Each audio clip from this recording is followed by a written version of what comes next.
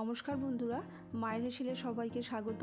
আজকে আমাদের রেসিপি পালং পনির পরোটা। পালং আর পনিরের পুষ্টিগুণে ভরপুর এই পরোটা। এটা কিন্তু বন্ধুরা ঠান্ডা হয়ে গেলেও কিন্তু এটা নরমই থাকবে।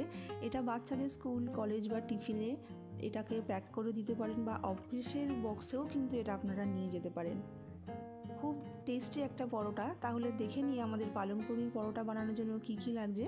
আমি এখানে পালং শাক নিয়েছি 500 গ্রাম, কিছুক্ষণ ভিজিয়ে ভালো করে ধুয়ে নিয়েছি, গোড়াটাকে ফেলে দিয়েছি। এবার কড়াইতে দিয়ে দিচ্ছি 1 গ্লাস জল। জলটাকে একটু উষ্ণ গরম করে নিয়ে সামান্য একটু নুন আর চিনি দিয়ে জলের মধ্যে মিশিয়ে নিচ্ছি। পালং শাকটাকে একটু ভাপিয়ে নেব। পালং শাকে একটু আমরা কিন্তু কাঁচা ব্যবহার করব না। পালং শাকটাকে এরকম একটু ভাপিয়ে নিয়ে 5 থেকে 7 মিনিটের জন্য একটু ভাপিয়ে নেব।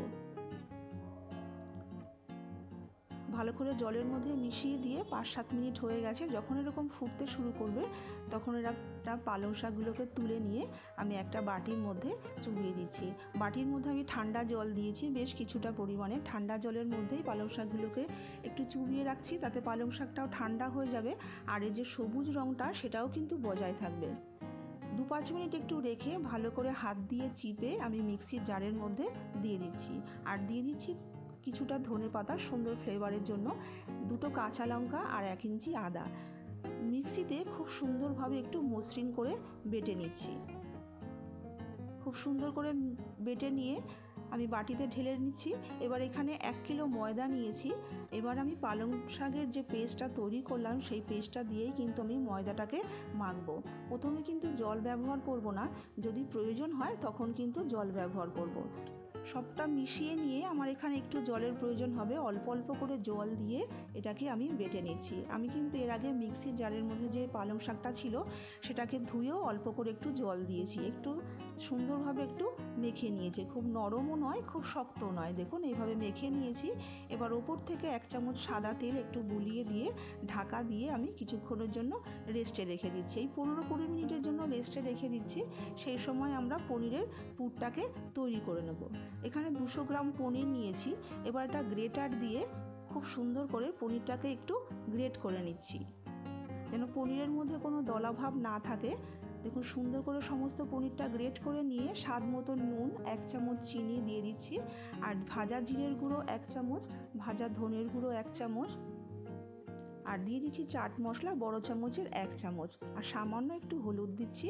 আর বেশ কিছুটা ধনেপাতা এখানে কুচিয়ে দিয়ে দিচ্ছি, এতে করে ফ্লেভারটা খুব সুন্দর আসবে। আর 2-3টে কাঁচা লঙ্কা আমি একটু মিহি করে কুচিয়ে দিয়েছি। এবার সমস্ত কিছু পনিরের সঙ্গে একটু ভালো করে মিশিয়ে নিচ্ছি। একটু চিলি ফ্লেক্সও দিয়ে দিচ্ছি, তাতে স্বাদটা খুব ভালো আসবে। এবার সমস্ত কিছু হালকাভাবে একটু মিশিয়ে নিচ্ছি। এদিকে 15-20 মিনিট হয়ে গেছে, আমার ময়দাটা অনেকটাই রেস্ট হয়ে গেছে। ময়দাটা কিন্তু অনেকটা নরমও হয়ে গেছে। এবার হাত দিয়ে এরকম একটু ভালো করে ডলে ডলে মেখে নিয়ে আমি এখান থেকে ডোগুলোকে তৈরি করে নিচ্ছি। একটু বড় করেই আমি একটু লেচিটা তৈরি করছি, যেহেতু এর ভেতরে পুর ভরবো। নাহলে কিন্তু খুব ছোট করলে পুর ভরার পরে কিন্তু বেলার সময় ফেটে যেতে পারে। একটু বড় করে সমস্ত লেচিগুলোকে আমি তৈরি করে নিলাম। এবার হাতের চেটোতে একটু গোল শেপ দিয়ে নিচ্ছি। গোল শেপ দিয়ে নিয়ে এবার ওখান থেকে একটা লেচি নিয়ে এরকমভাবে একটু চেপে চেপে একটা বাটির আকারে তৈরি করে নেব। দেখুন একটু বাটির আকারে তৈরি করে নিয়েছি।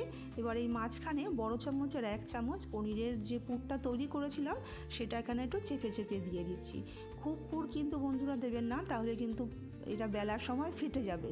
এবার মুখটাকে খুব সুন্দর করে একটু সিল করে দিয়ে এরকম একটু গোল শেপ দিয়ে নিচ্ছি। হাতের চেটোতে এভাবে একটুখানি গোল শেপ দিয়ে নিলাম। সমস্ত লেচিগুলোর মধ্যে আমি এইভাবে পুর ভরে নিয়েছি। এবার রুটি বেলনি নিয়েছি, রুটি বেলনির মধ্যে একটু সাদা তেল বুলিয়ে নিচ্ছি।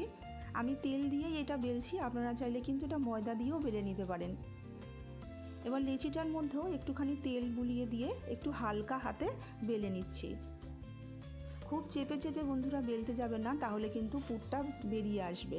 এরকম হালকাভাবে একটু বেলে নিয়ে দেখুন, খুব মোটাও নয় খুব পাতলাও নয়, এরকমভাবে একটু বেলে নিয়েছি। এবার গ্যাসে একটা চাটু বসিয়ে দিয়ে শুকনো অবস্থাতে গ্যাসটাকে মিডিয়ামে রেখে প্রথমেই আমি পরোটাগুলোকে ভেজে নেব। একটা পিঠ ভাজা হয়ে গেল, আর একটা পিঠও উল্টে দিচ্ছি। যখন সুন্দর এরকম পরোটার কালার চেঞ্জ হয়ে যাবে তখন আমি তেলটা এখানে ব্যবহার করব। আমি এখানে ঘিয়ে পরোটাটা ভাজবো, আপনারা চাইলে কিন্তু বাটার বা সাদা তেলেও কিন্তু এই পরোটাটাকে ভেজে নিতে পারেন। খুব অল্প অল্প করে ঘি দিয়ে আমি পরোটাটাকে ভেজে নেব। প্রথমে শুকনো অবস্থায় ভেজে নিয়ে তারপরেই কিন্তু তেল, ঘি, বাটার যেটাই আপনারা ইউজ করেন সেটাইকেই দিতে হবে। দেখুন পরোটাগুলো কত সুন্দর ফুলে উঠছে, ভেতরটাও কিন্তু সুন্দর ভাজা হয়ে যাচ্ছে। এবার অল্প অল্প করে ঘি দিয়ে আমি পরোটাগুলোকে একটু লালচে করে ভেজে নিচ্ছি। এইভাবে একটু চেপে চেপে ভেজে নিচ্ছি। দেখুন এই পরোটাটা ভাজা হয়ে গেছে, আমি এটা প্লেটে তুলে রেখে দিচ্ছি।